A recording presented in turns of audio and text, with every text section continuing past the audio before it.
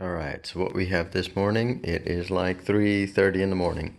I have got my open close button on my tablet that's connected to my server.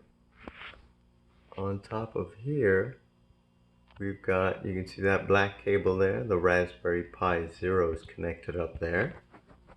And that's connected to a relay, which is connected to the garage door. So we hit our happy button right there.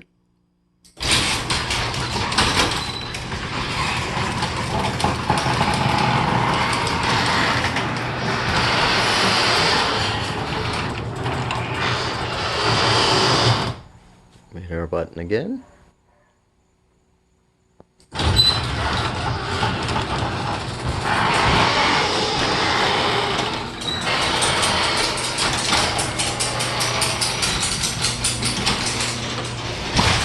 And we will go up and take a look at the Pi. And you can see it's connected to the relay.